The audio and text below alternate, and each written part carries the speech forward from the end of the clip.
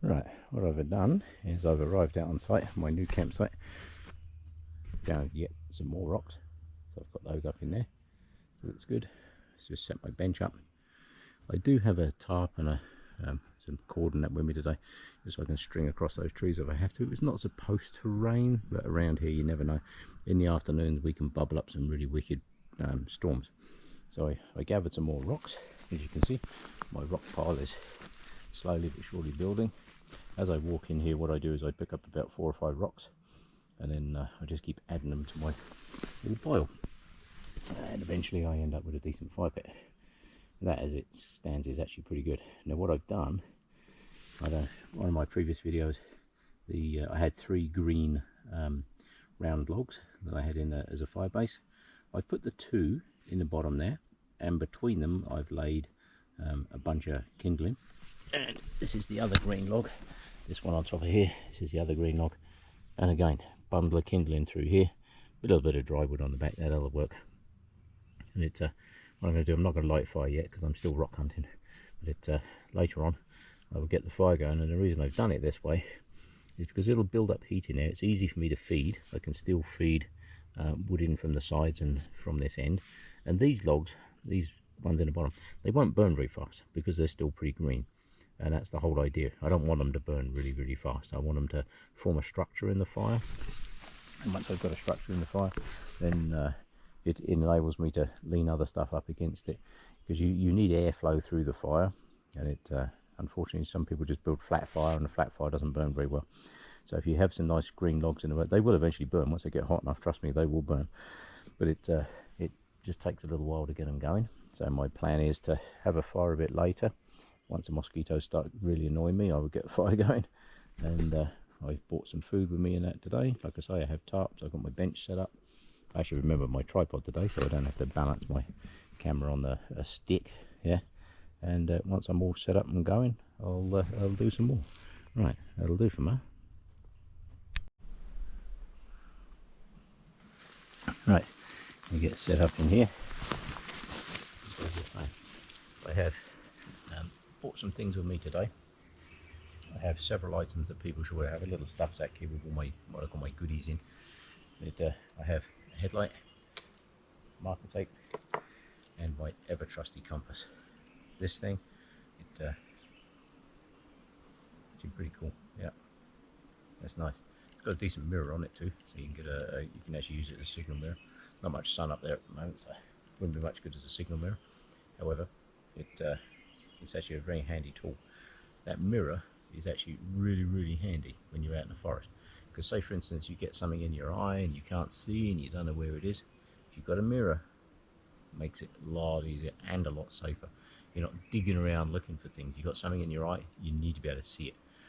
This compass is absolutely brilliant. It folds up nice, protective case. It does have the declination on it as well. It also has, as I've mentioned in the past, you've got an inclinometer on it, which is really handy when you're looking at a hill and you're thinking, I wonder if I can get up there, because sometimes when you're in the mountains, you look at the mountain and you think, yeah, I could get up there. And then you take a sighting off the mirror and you're like, how steep is that? No, I don't think so. So just go round. So always very handy to have your compass with you. Great tool. I see people out there with their battery powered GPSs and all the rest of it. That relies on batteries all the time. If your batteries die, it's just dead weight now. You're just carrying dead weight. This will work no matter where. Yeah. You never know if you're going to get stuck, so always handy to have a light. Now this one I particularly like. This is made by BioLite. This is BioLite 330. It's a fantastic little light, and the thing I like about it is battery pack is on the back and it has this slot on it. So if I put this on, I can use my light, but on the back here I can run a cable down into the top pocket on my both my packs have this really nice little pocket in the top, so I can run my cable down into there, so I can literally run this light all night if I want to. And it has various modes. You can push it and hold it and it'll turn itself on. There we go, one flash, that now means it's on. It's got several different modes in this thing. It's got the flash, and the red is here somewhere there. I like to use the red at night and what have you, but and then to turn it back off again, just push it, wait a few seconds, and it should flash twice. There you go. So when that's in my pack now, if anything leans against that, it doesn't matter. It's not going to turn itself on and drain your battery. Really handy lights. They're rechargeable, obviously. Holds it really is. I mean, it really does hold a long charge. But if I'm going anywhere and it's dark and it's going to be a long time, I actually hook it up to my pack into here, and it's a pass-through, so it will charge at the same time you're using it, and it's absolutely brilliant. I love this little light, and it weighs like nothing. Go away. There's a wasp, a bee. It's nice to see the bees, but not when they're flying towards your face. So it actually weighs nothing. The other thing that's really handy to have with you, if you're in an area that you don't know, you can put out some flagging tape. Like if you're exploring an area you don't know, you can put out some tape. And if I'm heading off through a mountain pass that I don't know, or up through a forest that I don't know, if I'm coming back that way, I'll put out some tape. And then what I do is I'll breadcrumb the tape to places that I can find my way through. And then on the way out, I just take it all down and take it with me. So always handy, have a roll of tape. And if you get stuck somewhere, if you're out in the middle of nowhere and you're stuck and you're injured or whatever, you can actually, with tape, you can string up some tape in an open area. Anything that stands out, anything that's not green and stands out, people will see it. And tape fluttering in the wind, if you put a bunch of it together and tie it up high into the wind somewhere, trust me, people will see that. If they're close enough, they're going to see that. So always handy. And as always, out here in bear country, bear spray. Make sure you have your bear spray, because you don't want to be coming. There's a lot of bears out through here. I did see some track on the way out here. I didn't see any fresh scat. No, I did see some track, but it's the mud was rounded. It wasn't fresh. It wasn't crisp track, so not going to worry about that. And as I always say, make sure you put everything back when you finish with it. Put everything where it needs to be. That's where I know where it's going to be. Everything's in there. All the important stuff's in there, and I know where it is. Yeah. That'll go back in my pack in a minute. I'm just going to go and collect some more rocks. I'm not going to light this fire yet until the mosquitoes really start to annoy me. And then I'm just going to go and collect some more firewood, and then we'll get this going later. I brought some food with me, and I remembered to bring my cooking stick with me. I like this one because I can actually just sit on my bench, cook my food here, and I don't have to get off the bench. It's absolutely brilliant. I like this thing. It's cheap and cheerful. I can't remember where I got it. It's Canadian Tire or somewhere. It's just a marshmallow fork, but I can tell you now, that is a really handy thing to have. Yeah. Okay, mosquitoes are really beginning to annoy me, so I'm going to get a fire going. Now, as always, I've got cotton wool in the top of the fire. Always works good. I've built the fire this way up so that it's minimal minimal effort, actually, to be quite honest, to do it this way. I mean, you can build a little fire from the bottom and then you just keep building it bigger and bigger and bigger. But if you do it this way, I mean, that's some good sized wood. That's not the normal sized wood that you'd start a fire with. But I don't want these bottom logs to burn straight away. I want them to form the structure of the fire. So I have some small pieces here that I'm just going to use to get it going. Once I've got some heat in here, we're good. The mosquitoes are becoming relentless. So it's time to get a fire going. If I can get a spark, there you go. One spark lands on there, we are good to go. Yeah.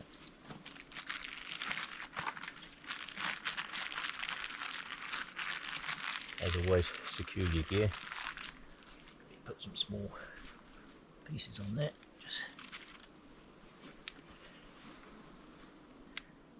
And the advantage of building it up in little layers like this is you can just keep crisscrossing pieces on top.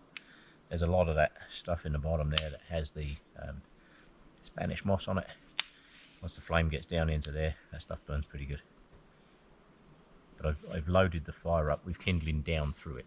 There's some reasonable sized material in here, and as it starts to burn, it'll just get going, and then the mosquitoes will get going somewhere else, hopefully. Yeah. So what we need to do, just feed some bits in. You don't want to stuff too much stuff on there because you'll just smother the fire. Don't just let the fire do its thing. Once it gets down into those smaller bits in the bottom, it actually works very well.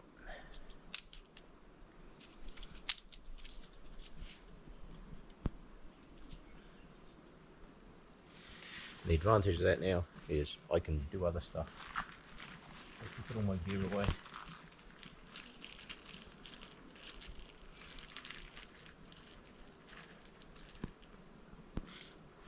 don't have to worry too much about, you know, rushing to get stuff. As always, I have my fire safety bucket. Anywhere that I'm planning on coming back to, I tend to hide these buckets up, and it, to my way of thinking, it's not too much effort to bring that in here. But I can tell you now, it's if you get a fire suddenly, the wind suddenly gets up, you need to put this fire out right now. If I pour that bucket of water on here, trust me, that fire's out. But as you can see, I haven't had to really do very much to this fire at all, and it'll just carry on going. I just feed some little bits in on the top here every now and again. All those embers and everything will fall down through the fire as it does that. Because I've got a lot of that Spanish moss in there to start with, it'll smoke a lot. That's deliberate, just to get rid of the mosquitoes. And but it'll burn, and it'll flare up, so you might find the flames come up this high, but that doesn't matter, because it'll soon die down. And having the green logs in the bottom, you'll find that it doesn't instantly just burn a whole lot up. If I build the fire out of all this nice small stuff, yes, it gets going quick, but it'll burn through that fuel quick, because those logs are in there. Now the flames in there, they're heating up, it's warming the logs, it's drying the logs, and it actually makes for a very easy fire. Like if I was putting up a tent now or whatever, building a shelter, I can get on and do that, and I don't have to worry about this. This will just look after itself. I'm not going to put any more on there just yet. I'm just going to let it burn down through. I don't want a huge fire, so I'll just let that burn down through. And that's all there is to it. Real easy, really. Only thing that's missing is shelter. And if I need shelter later, I can just put a line across between these two trees here.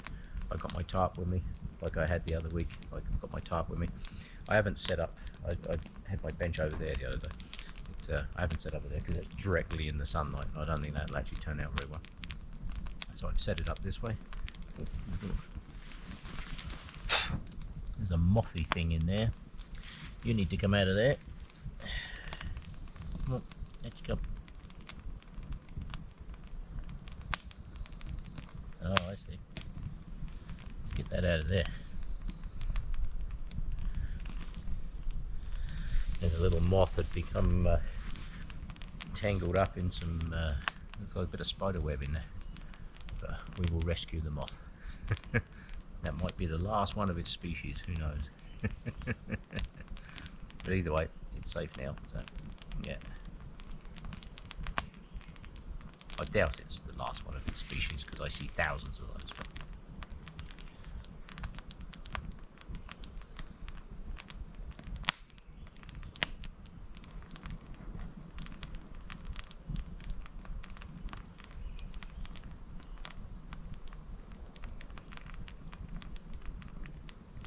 That's it, it is away. It's now into the material in the bottom there. It should be good.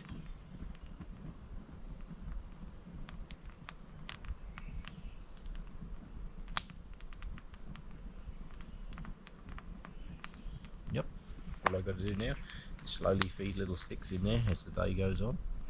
As I say, I don't want a huge fire. I'm going to let that die down a little touch. You'll be surprised that actually makes a good campfire. Later on, once I've got some decent coals in there, I'll make up some food and stuff, and I'll get back to you then. And just to give you a different angle, this is what we're up against this side. Yeah, I've built the back wall of the fire higher, as you can see, because the idea of the exercise is you want the heat to come towards the direction you're sitting in, which in this case is over this way. So as you can see, building the fire like that, I've got plenty of space in the bottom for the I can add more bits of wood and what have you in there, but this will enable it to build up a good bed of coals. I have some food here, I'm gonna do that up later. Just gonna sit and enjoy the day, clear up some of this dead fall in here. There's as many rocks as I could find. Rocks in here are hard to find. Yeah. So my plan is every time I walk in here, if I bring 4 or 5 rocks with me, then slowly but surely I build up a decent rock ring. But I want the rock ring higher at the back. It kind of acts as a reflector wall. It holds the heat too. You'd be amazed at how long these rocks hold the heat. There's something very interesting. When I finished up my fire last time, it was basically down to next to nothing. And when I came in, all the charcoal that was in there had all gone. The people don't realise wildlife likes to eat charcoal. Cows, for instance, there's a lot of cows, and they're all down through the mountains. There's cows everywhere, and they eat charcoal. It aids with their digestion or something. I don't know exactly what it does, but it aids with their digestion, and they really like to eat charcoal. But I know that there was some decent chunks of charcoal in there when I left last time, and everything was just completely clean, right down to the clay. Done. Yeah, this clay is actually set up in there pretty good. This mud, it's actually set up in there pretty good. As you can see, the logs now. So look, the logs now in the fire. See, I've got that nice gap in the middle. I don't have to be hunting around for huge amounts of firewood all the time. I can just keep piling a few bits into the inside there. You know, find a couple of sticks, just chuck them in the bottom. Job done. Keeps the fire going. But I don't need a great big raging fire. The advantage of this fire now is it's kicking off a nice little bit of smoke, which is good. And those green logs that are in the bottom should actually take a very long time to burn, so that's good, which is exactly what I want. I don't want the fire to rage through in 900 miles an hour, so what I will do is just keep feeding it little bits of wood every now and again and go from there. Right, well, gonna do some food. Just getting hungry. I just heard a bit of equipment down the valley down there. This is an active logging area. They do cut in here, although I'm surprised they're there this day of the week. However, now I've got some decent coals and that in the bottom. There's a lot of heat coming off there. I'm going to make myself a quick breakfast. As always, I like to put everything in Ziploc bags. It does help reduce the food smells, and all I'm going to do is heat these up, and I'm having a hot dog for breakfast. I've got sausage rolls and stuff in there as well. I'll do those later, but I didn't have any breakfast before I left, so it was early o'clock. It's still pretty early. Sun's not up there much yet, so I've moved the camera around. It was over there, but the sun was kind of directly in it, so I've moved that round. Oh yeah, nice. Doesn't take long to heat them up over here. Those green logs that I put in the bottom, they're starting to burn into those now, so that's good. And the good thing about food like this, you don't have to worry too much about food safety. I see people cooking steaks and what have you out on fires, and you really got to make sure that stuff's cooked well, especially if you've had it in your pack for a while and the weather's hot or whatever. You know, there are dangers involved in that. So this stuff's all pre-cooked. It's all ready to go. All I've got to do is make it hot. Yeah. It's heating up pretty good. Best way to make breakfast, it really is.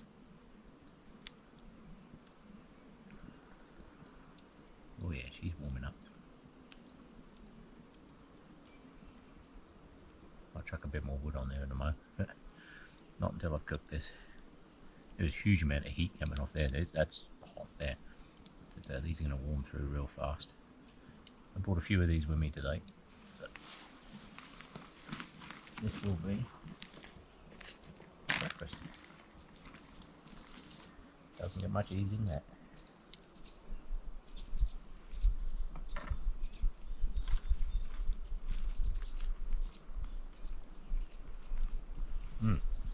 Nice. Helps keep the bugs off. That is good.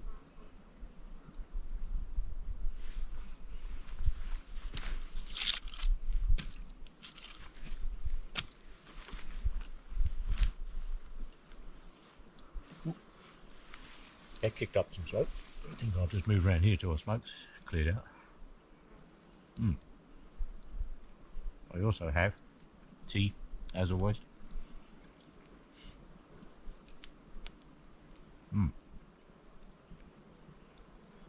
I like to have the smoke. I don't like the smoke blowing in my face, but I like to have the smoke because all the bugs and the mosquitoes hate it.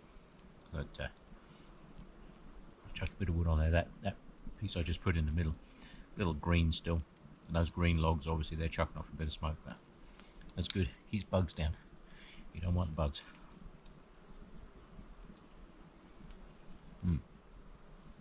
Oh, that's good. And that is a very simple breakfast in the middle of nowhere. I plan on being here for the day. Yes, we get a big thunderstorm come through, then I might be bailing out of here quick. But it's about 4 or 5 kilometers back from where I am to where I'm parked up, so I have to keep an eye on the weather just in case, because it can turn violent. The other week I was out and the weather started to close in, and I packed up and moved out, and a little ways north of here, probably 40-50 kilometers, they had a massive tornado come through there. Did a lot of damage. That was a big one up near a place called Didsbury, which is up that way. Yeah, that was quite a big tornado. And then it was on the ground. I think it was on the ground for like 25 minutes, something like that, and it was like 1 to 2 kilometers wide on the bottom. So we can get some pretty nasty weather around here, and it can literally turn up just like that. Right, to move my bench around a little touch there. It was getting a little smoky, and for whatever reason the smoke decided, no, it's only ever going to come that way. So because the sun is moving around, I thought, oh well, I'll move that round as well. Move the camera around. And as you can see with the fire, the 2 big logs in the bottom are still there. They're still green. They are burning slightly, but the smaller logs in the top, they just burn through, and all I have to do is just keep laying bits through the middle there. Just cut a couple of bits, stick them in there, job done. It doesn't take much to keep it going. It makes for a very nice day. But there is something missing. What is missing is in here. The most important thing, other than spare clothing, wrapped in my spare clothing, is, as you can imagine, my tea. Yeah.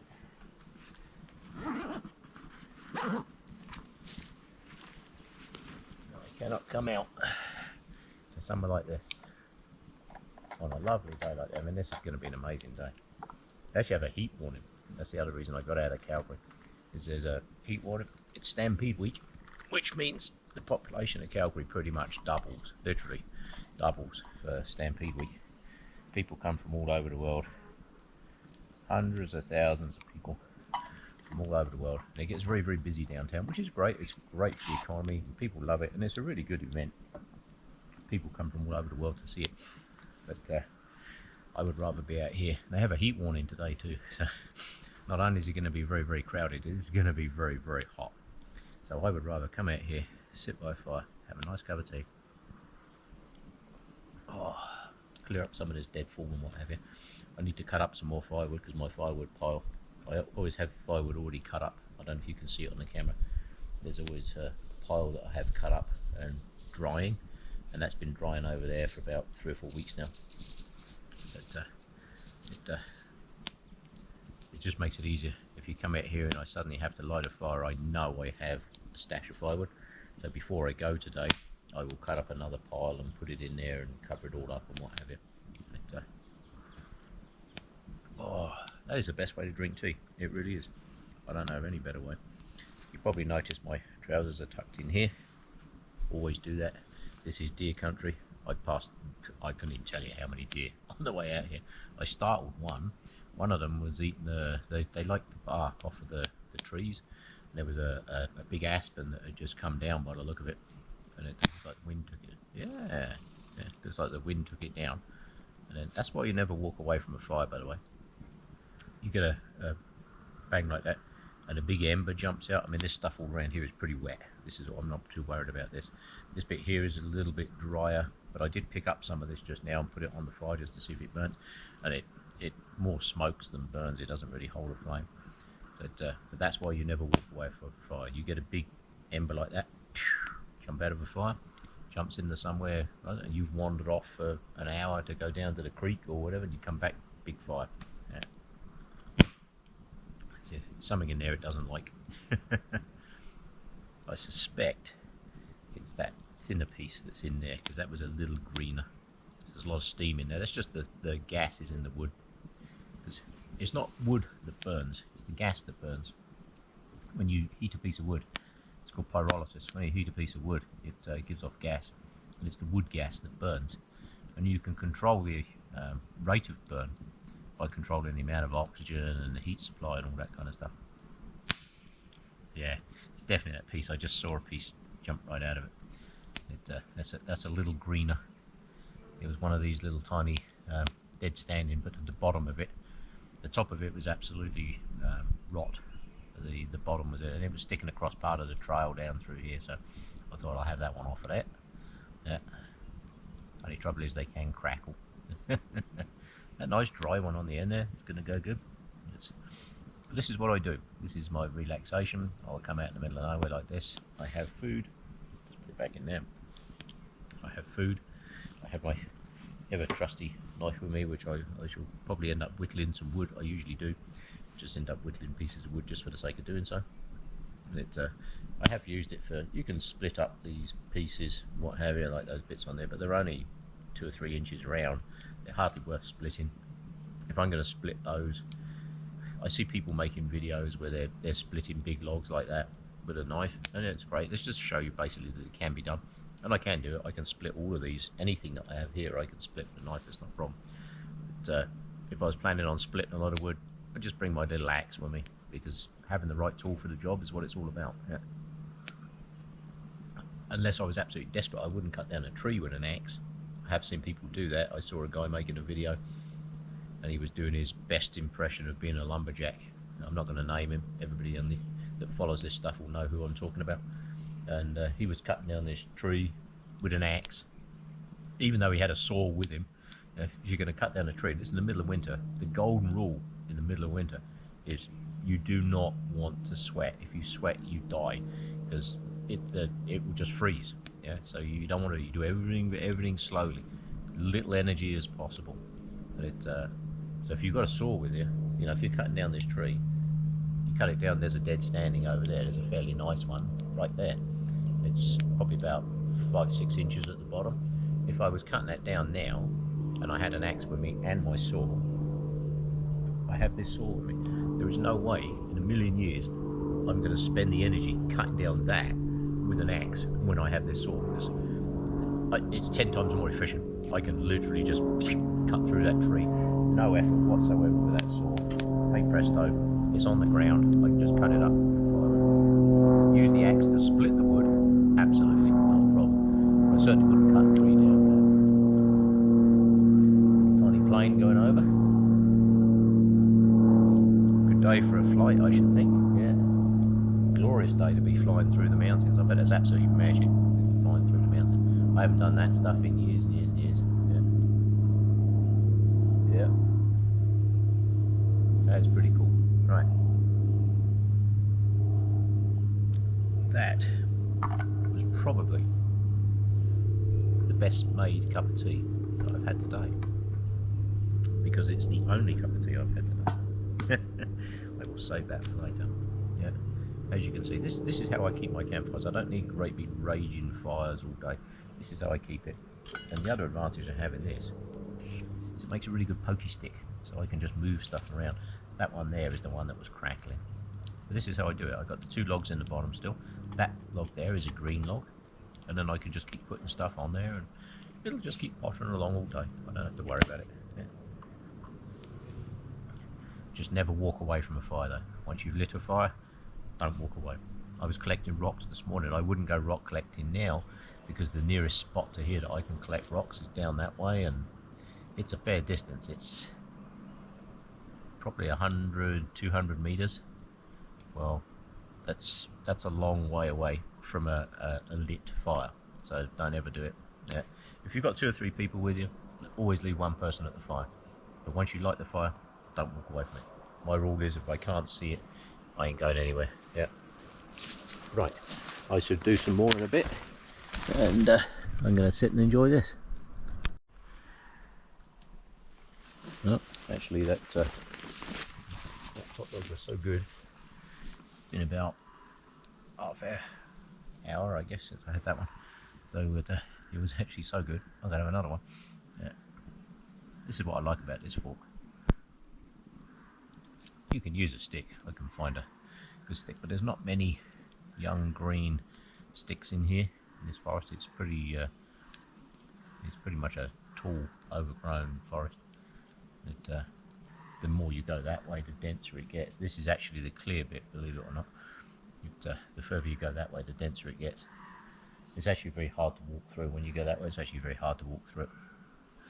There's so much deadfall and stuff like that. I like exploring places like that because you find all kinds of good things. But this is actually the clearest bit of this forest. Yeah, this is the only bit that has greenery on the ground. That's what I was saying the other week with the letting the light through to the ground. Once the light hits the ground, then you get all this greenery growing up in here, eh? But if you go that way, it's just dead forest floor. It's just completely crowded out. There's no sunlight on the floor at all. That's one of the things with clearing forestry. We've had terrible problems with forest fires and what have you, because we keep putting them out and we're not letting the fires, actually nature, to clear out all the dead wood and that's in the bottom, which is exactly what nature would have done before we turned up as people. That's exactly how it would have been done. But we keep putting them out, and it is important. I mean, obviously we need the fire, and we don't want infrastructure and people to get hurt and all that kind of stuff. However, it's not a bad idea to clear out a lot of that. We need a different strategy, I think, on forest management. And they clear a lot of forest way down that way. I could hear some machinery way down that way just now, and they are in there clearing out trees and what have you. But these trees are all grown as a crop, and a lot of these trees have come round to the time now where they need cutting. So what they do is they cut them in big squares, big cut blocks, and then they take all the timber out, and then people look at it and they're like, oh, it looks terrible, they've cut all the timber out. But I was actually driving past some in here that were cut probably about 5-10 years ago, and they're all lush green, new forests growing, lots of greenery, and fresh greenery. People say, you cut the trees, trees produce oxygen and all the rest of it, but it's the new trees actually produce a huge amount more oxygen than established trees like this. Yeah, they've locked up all the carbon in the trees, which is good because we then use the trees for wood. We need wood for things, and so we use it, and then the forest regrows. So it is a cycle. We have to keep cycling it, but it's a very long cycle. The cycle for tree plantations is anywhere between 50 and 100 years. So people see the trees cut, but you think half of the areas, I know some areas around here where people think it's all natural forest, but it wasn't. In the Second World War, there was no trees there whatsoever, and people think they've always been forest, but they haven't. Oh, that's getting toasty hot. I can actually feel that. I can feel that in the what's that? Oh, that's going to be a nice hot one. A bit more on that side. There's some good coals in the bottom there. I don't know if you can see them on the camera from there, but there's some good coals in the bottom. I'm going to stick some more bits of wood underneath there in a minute. My green logs in the bottom. The top green log here is almost burnt right through, but the two in the bottom are still good, good supports. So that's good. Oh yeah.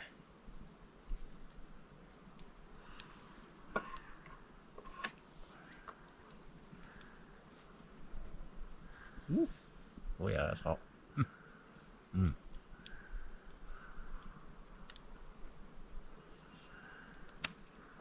That's good. It's a real easy food to make. I see people making all kinds of elaborate stuff, chopping up onions and all that, but it attracts wildlife. I mean, it smells good to us. I mean, it smells good to wildlife too. Which I think there's a deer down in there. Talking of wildlife. Oh yes, I see you. There is a deer. If I get up and walk towards the camera, I guarantee that thing's going to move. There is a deer down through there, probably, I'm going to say 150 feet away, and it's just stood there looking at me through the things. If it hadn't moved, I wouldn't have seen it. Yeah, It's obviously just walked up the valley from that side. But if it hadn't have moved, I wouldn't have seen it. I'm willing to bet you if I stand up to walk over to the camera, it'll move. Oh, it's watching me. Yeah. Oh, and there he goes. It's gone. Yeah, as soon as you move. Now, if that deer hadn't moved, I'd never have seen it. Well, I guess it's that time. I have to do it. People have actually started asking me for it now. So, yes, it is time for tea. Oh, look at that for a cup of tea. Doesn't get much better than that. Yeah. I need to top my fire bucket up too. It's only got a couple of gallons of water in it. A couple of gallons of water is better than no gallons of water. Oh, cheers, people. Definitely time for tea. What a lovely day in the forest, though. Look at it. Sun's breaking through just nice. Yeah. Like I say, there's quite a bit of greenery in here. This is the less dense part of the forest. The further I go off to my left, the denser the forest gets, and it's extremely hard to walk through that piece. As you can see, the fire's kind of, the top logs have caved in. I folded the ends in. The two green logs in the bottom are burning through quite nicely. But every now and again I just put some of these little bits on here just to keep it going. I've just folded the ends in. As you can see, that's a lot of embers in there now, a lot of heat, huge amount of heat. You don't need a huge amount of flames on a fire. People think unless you've got big flames you haven't got a fire. You have, because trust me, those chunks of wood in there, if I just left that and didn't add any wood to that, I'd be good for another couple of hours before that would even be a problem with it. Wouldn't keep going kind of thing. So I'm happy with that. That's good. My bench is definitely better in that location because the smoke was continuously blowing that way. I thought it was just because of where I was sitting. Nope. So I had to move my bench around. As you can see, lots of sunshine in the forest. It's cool. Yeah. I don't know how well that will come out on the camera, but I always like doing those kind of shots. It's always good. Make interesting pictures. I like that. The sun's over through there. I'm trying to keep the sun off the camera, which is why I moved it around to the side there. Right. I will do some more in a bit. I do definitely need to, next time I come in here, I will load up my small bucket and top up the big bucket. It's always handy. Always make sure you've got a bucket. It's such an easy thing to have with you, and it can solve so many problems. I see so many people out camping and what have you, and they've got all the best intentions in the world, but they've got no water with them to put out a fire. There are places that I know of over in BC, for instance, where you can't go backcountry camping. You can't have a campfire unless you have at least a minimum of 14 litres of water with you, and that is just water to put out fires. That's not your drinking water, and that's 14 litres of water you have to have before you can have campfires and stuff. It's actually a requirement. So I actually think that's actually a very, very good idea. I always have plenty of water with me, but I could keep my fire small. If you look at the size of the fire ring that I built, the fire is actually in the middle. So there's a good 6 inches of that clayey, sandy, never going to burn kind of soil around it before you get to the rocks. And as I say, every time I come in here, I added about 10, 12 rocks on there today. When I came in, I found some more. And every time I come in, what I want is the whole fire ring to be about as tall as the back. And then I'm going to build the back up a little bit, make it a little bit higher, like a kind of a reflector wall kind of thing. Yeah. Right. I will chuck a few more small pieces on there. Look at that. The amount of heat coming off that, I can feel it from here. It's just huge. Right. I will go and drink my tea before it gets cold. Right, I've set the back up over here. Just checking my battery on there actually, because I've done quite a bit of video. But the battery still looks good, so I'm okay with that. I will sit and enjoy the sunshine. I've just had the second of my hot dogs. I still have sausage rolls left to go, and I have a very nice orange in there, so I might have that later. Right, I will put a little bit of wood on here and we'll all be good. So the day is getting on. So what's required, I think, is sausage roller flock. So, best way to do these, I've let it die down a bit because that's actually chucking off a lot of heat. So I've let it die down. What I'm going to do is just warm these up. These don't take much warming at all. But, you can eat. They're all fully cooked. They're all ready to go. Everything I bought with me today was fully cooked. Let's see if I can balance that somewhere, or I can just put my foot on it. Will that work? I did this once before and I wasn't really paying attention and it fell off. And that was pain, because that's my lunch. So if you're doing this, just remember not to move this foot. Yes. Long story, but I lost my lunch. It fell in the fire and it was a big fire too. So unfortunately I lost that one. I couldn't dig it out in time to save it. The time is getting round. I would say it's probably mid to late morning o'clock. If I had to guess, I'd say it's probably about 10, maybe 10ish, possibly a bit more. But we are having today smoked sausage roll, as you can see. These are the spicy sausage rolls. I like these. These are the spicy ones. These are actually really, really good. You can see that starting to steam already. Yeah. I don't know if that shows up on the camera, but that sausage roll is actually starting to steam already. I've just had another cup of tea, so that was always nice. Just going to let this die down a bit. It's got some really good hot embers in there now. I don't need a huge fire for the rest of the day. Let's turn it over, do the other side. There we go.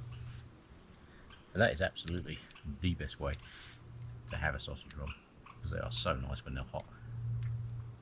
Squirrel behind me. I have a squirrel around behind me here somewhere. And I think he's not happy that I'm here. Yeah, he keeps getting closer. He'll come to within 2 or 3 trees and then he starts to chirp. And then it'll disappear back to another bit over this side and come back round. I'm obviously in his territory, I guess. Yeah.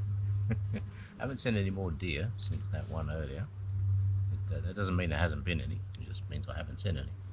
Yeah, they can literally walk right past you. There's a big drop off down that side. So I'm thinking, looking at the trails through here, I think they'd probably come up through the bottom of the valley, up over that way and around. Ooh, smoke's getting me. Let's put my smoke shield on. There we go. Stops the smoke getting you. Stops the smoke getting you so much in the face. Sounds daft, but it works. Yeah.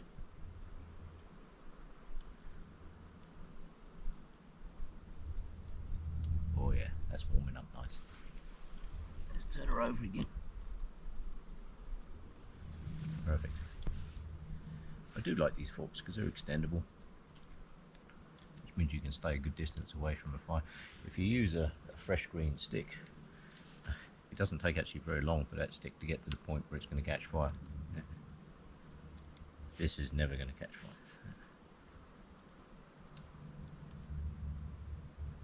That is putting off some good heat. Actually, yeah, about there is about as close as you'd want to get with that, I think. Yeah. Well, I guess while that's cooking, we have tea o'clock.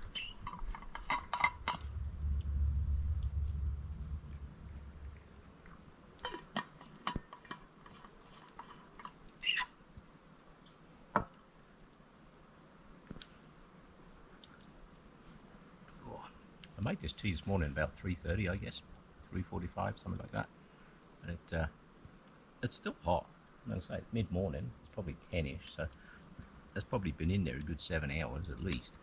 And it's still hot. Get off, fly. A lot of flies and bugs around. The smoke keeps the mosquitoes off, but the flies, like the normal flies, whatever the hell they are, there's a lot of those around here. They bug you. They're not so bothered by the smoke as the mosquitoes. The mosquitoes really hate the smoke. Oh, that's starting to take on a nice colour there. Yeah.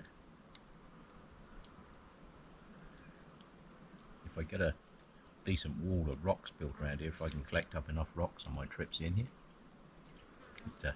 I do have a grate thing that I could put on there, but that thing's fairly heavy. I don't really want to lug it all the way out here, because it means I've got to, when I dismantle the site, eventually I would just dismantle this site, put all the stuff away, hide everything away, and like scatter all the rocks and stuff. I don't like to leave them like this as a permanent thing. I'll use them for a year or two maybe sometimes, and then I just scatter them around. Once it's all scattered out, I go back to some of the sites I've used in the past, and you'd hardly know anybody had ever been there.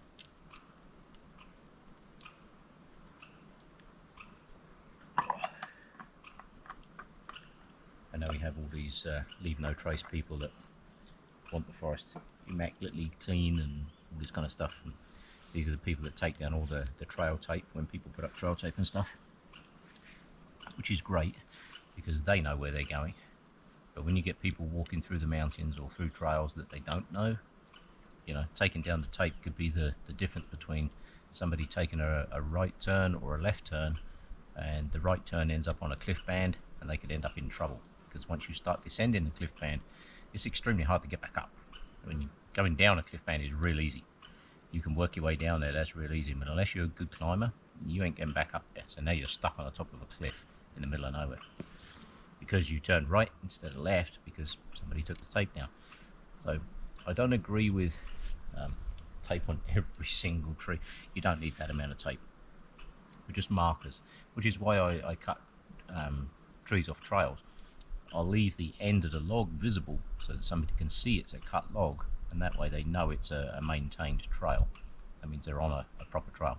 Because some of the trails you see, you think they're proper trails. They're not. They're just deer trails, you know. And I like to follow the deer trails because they go to interesting places. Right. Ooh, that is hot. That is actually too hot for me to take off of there.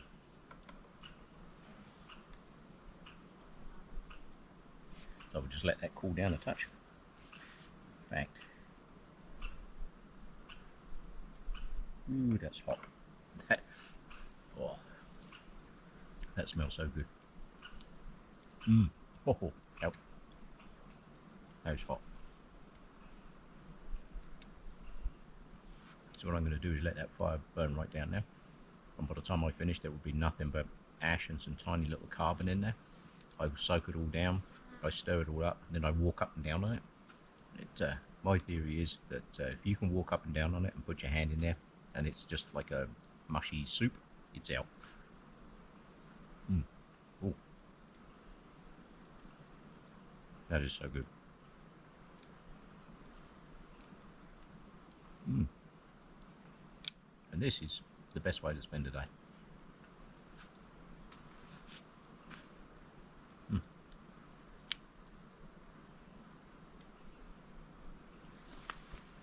Hard to beat this, I can tell you.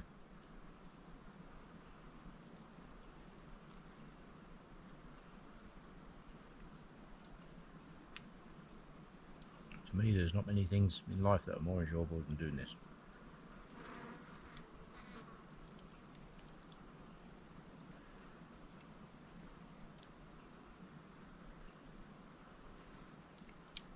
Whatever was working over that way, it sounds like they've packed up and gone. Either that or the other side of the mountain. I can't hear them anymore.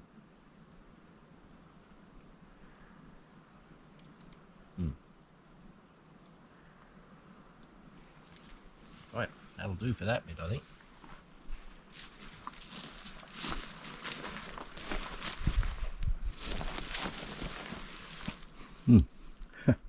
Yeah, I definitely need more rocks around that other side. When I stand around here and look at it, it's definitely lopsided, and I need more rocks around there. I like to kind of build up the back a bit more because it chucks the heat in the direction I want it to go. But I need an extra layer of rocks around the front. But like I say, the rocks are a bit short supply around here. Right, I'll do some more later. Let that fire die down as much as possible. It's getting a bit late in the day, so I'm going to let that die down as much as I can. And it's coming up for mid-afternoon o'clock or midday o'clock, I guess. So what I'm going to do is have my orange. I forgot I got this with me. All the stuff I needed to cook is already cooked. So very important to make sure you have a nice clean knife before you eat it. And as I've said before, don't cut this way with a knife because you can easily hit that piece there. And this knife, it's fairly thick blade, but it's got a good edge on it. So all I do is I hold the knife still and I rotate the orange against it. That way it cuts the skin. And I do it in like quarters, like that. And then we're good. As again, make sure your knife is sterilised. This thing is an amazing little knife, but actually has a fairly good edge on it. I've got a good edge on that thing. I cut myself with this the other week. I cut my thumb with it. It's being stupid, and I was cutting a piece of line, and I wasn't really paying attention, and I needed to cut it close to my thumb. Well, I got it a bit too close to my thumb.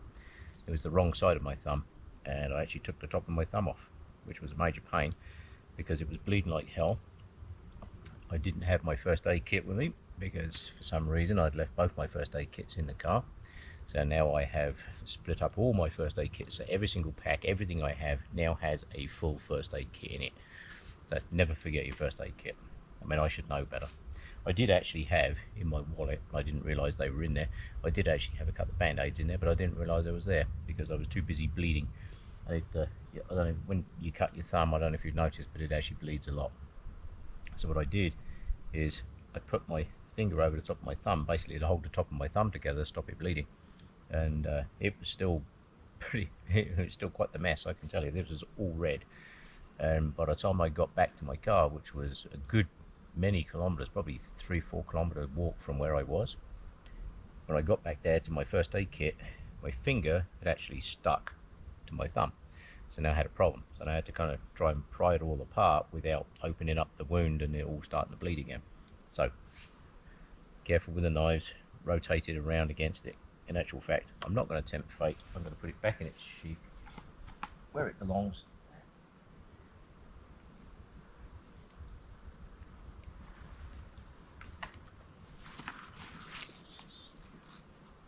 That way everything is good. As always, as I've said many times in the past, when you bring stuff out like this, although it's organic, people think, oh yeah, I can just chuck the skin in the bush or whatever. No. It didn't grow out here, it doesn't belong out here. Simple as that. Some of these peel out of here easier than others. What I like to do is I peel them out like that, and then you can just push them out with your thumb like that.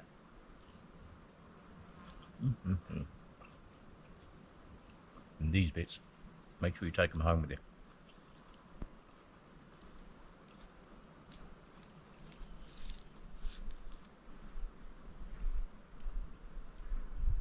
Peels real easy if you do it that way.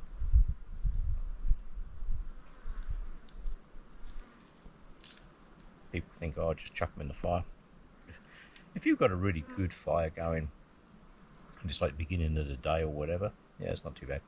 But if I threw this in the fire now, I guarantee it, this skin doesn't burn that well. But it will still have a smell to it, so it'll attract wildlife to it. And I don't want to do that. So these bits are all coming home with me in my bag.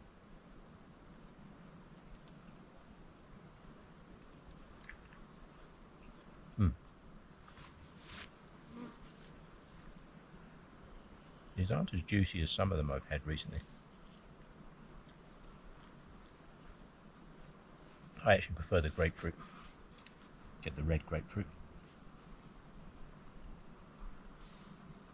I actually prefer those. I couldn't get those the other week, so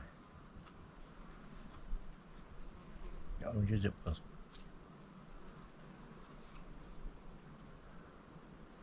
The grapefruit are generally bigger too. Yes, you buy the really big oranges. Well, I find the really big oranges have just got thicker skin. They're not a bigger orange.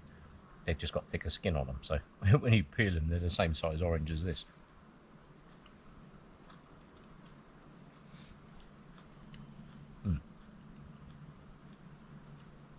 Still very nice though.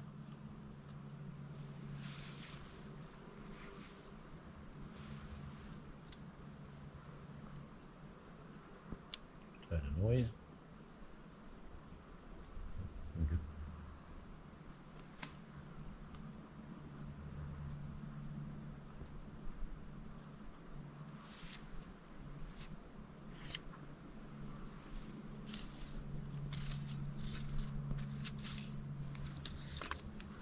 break these pieces up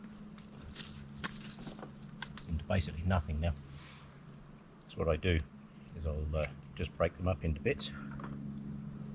Once I can, if I just poke them and they just break up into little embers, that's good. That means there's not much burnable material still left in them.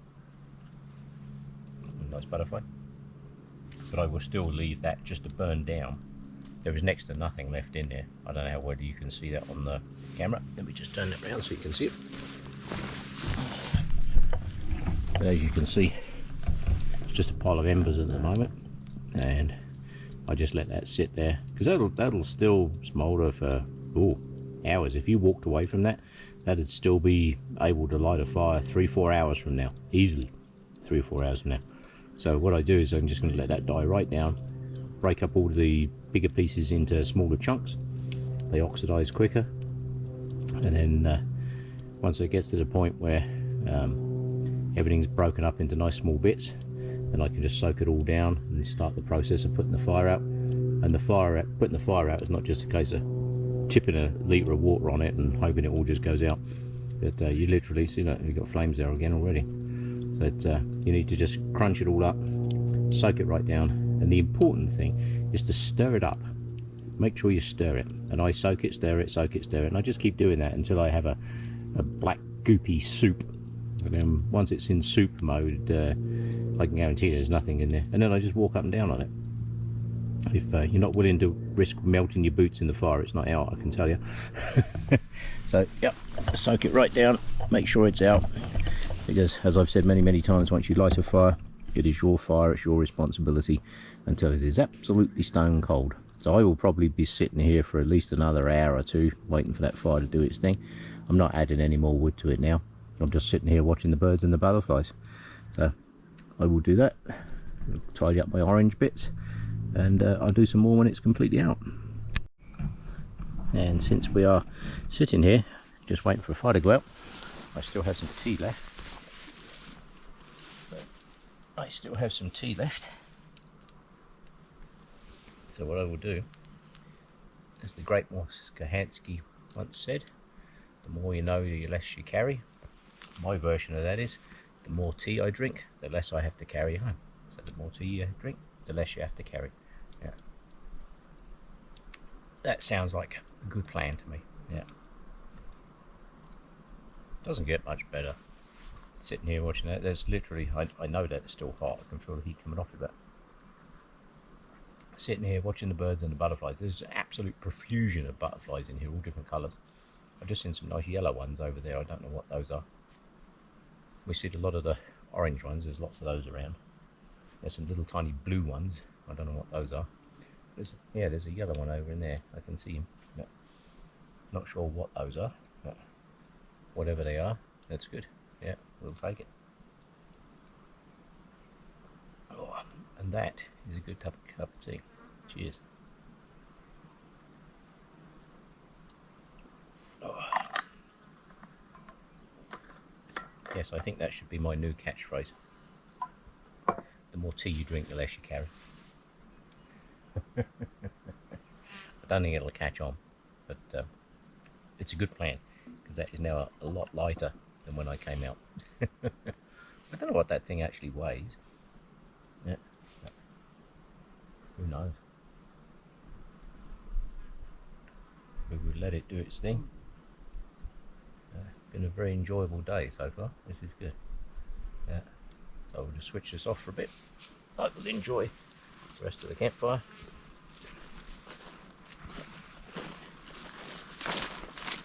And let that die right down.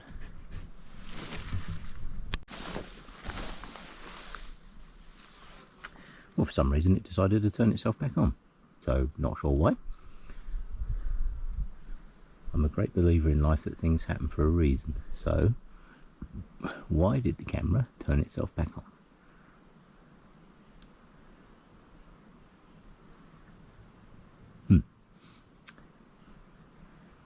It's one of those things that Sasquatch suddenly comes walking out of the bush, or the Yeti or whatever, goes, "Hi!" and then runs away.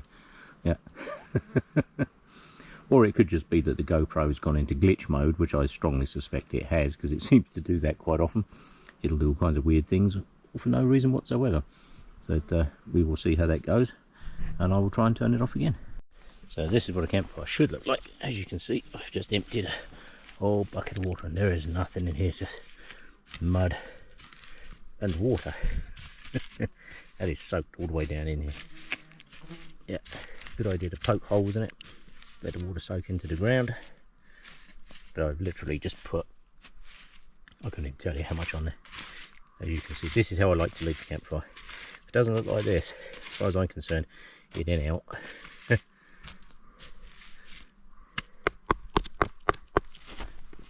That is good, and that's what it should look like. So I just put 2 gallons of water on there, plus all the other water I have with me and what have you. I've just emptied my the rest of my water flask on there as well. That should soak in there pretty good. That ain't going to do nothing now. Perfect. That's how you should leave a campfire. If it doesn't look like that, I can tell you it's not out.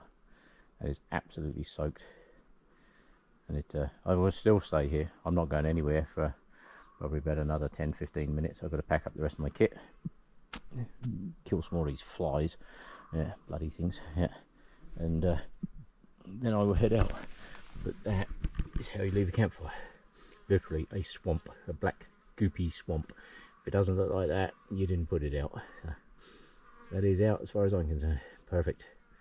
We will leave that, and I'm willing to bet if you look at the amount of carbon and that's in there, those little chunks of carbon, charcoal, I bet you next time I come out here, all those little chunks of carbon, charcoal will be gone. I know what I meant. I was going to say carbon. What I meant was charcoal. Yeah, they'll all be gone. The wildlife will have those. Yeah. So, right, that'll do for now. I think I'm just going to pack up the rest of my gear and let that soak right in there, and then I'm not going to leave here for about another 10 minutes or so.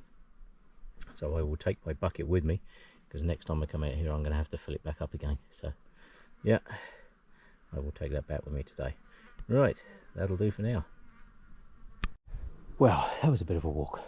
So I filled my bucket back up again.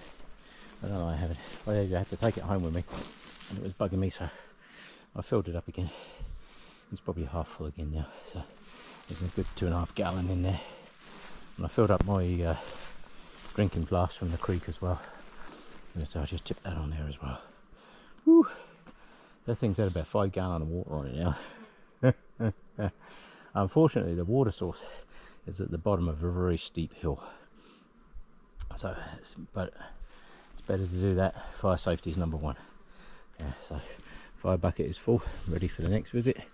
Wood piles hidden away. I need to put a bit more camouflage and concealment around that bucket. The idea of camouflage and concealment is just to break up shapes, and I need some more branches to break up shapes. Right, I will call that it for a minute.